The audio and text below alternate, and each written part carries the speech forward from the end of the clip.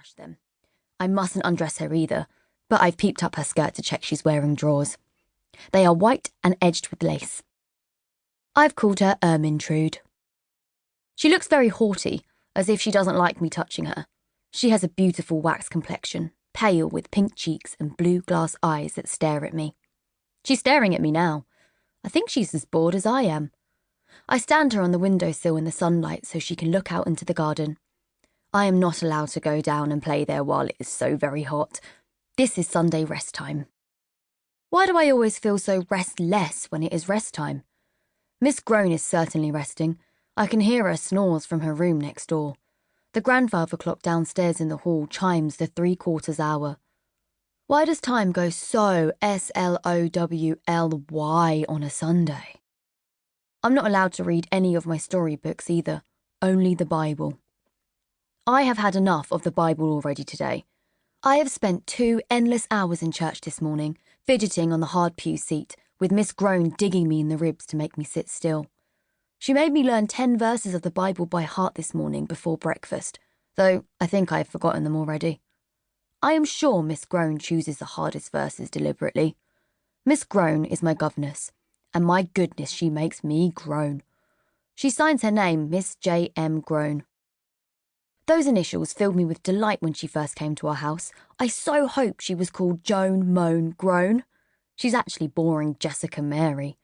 Jessica Mary sounds attractive, like a jolly little girl in a story, but there is nothing jolly or little or girlish about Miss Groan. She is a plain woman with a big nose and a big chin. Have you ever seen a Punch and Judy show at the seaside? Miss Groan is the spitting image of Punch.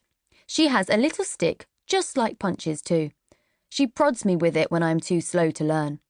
When I am naughty, she hits me with it. She does, truly. Well, a little rap across my knuckles. That's hitting, isn't it?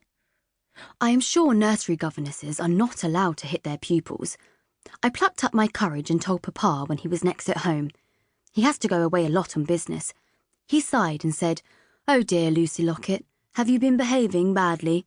Still, it's not Miss Groan's place to chastise you. I'll have a word with the wretched woman." I'm not really called Lucy Locket. My name is Lucy Alice May Browning, but Papa calls me Lucy Locket, after the girl in the nursery rhyme. Lucy Locket lost her pocket, Kitty Fisher found it. Nothing in it, but the ribbon round it. He used to sing the rhyme to me when I was very little. He still repeats it sometimes when he can't think of anything else to say to me. We don't really know each other very well. Papa is away on business a good deal, and when he is home, he stays in his study most of the day. Sometimes when he passes me on the stairs, he seems surprised, as if he's forgotten he has a daughter.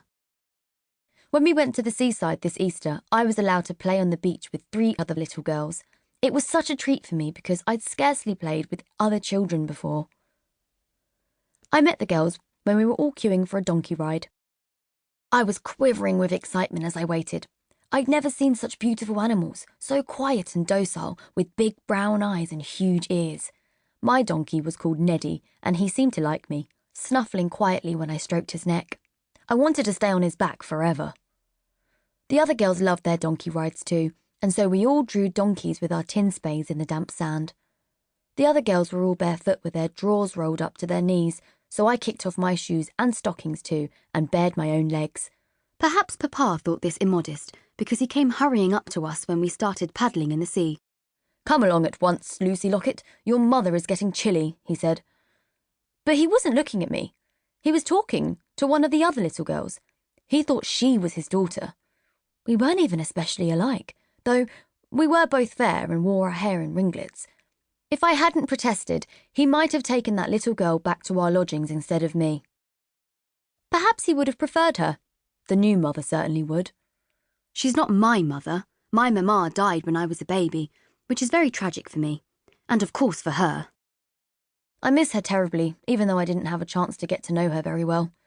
I am sure we would have loved each other more than anything in the world. I don't love my stepmother. I detest her. It is a sin to detest a parent. I have learnt the whole of the 10 Commandments over many Sundays, and there it is on the list. Honour thy mother and father. I honour my father, but it's impossible to honour the new mother. I have very vivid memories of the day I first saw her.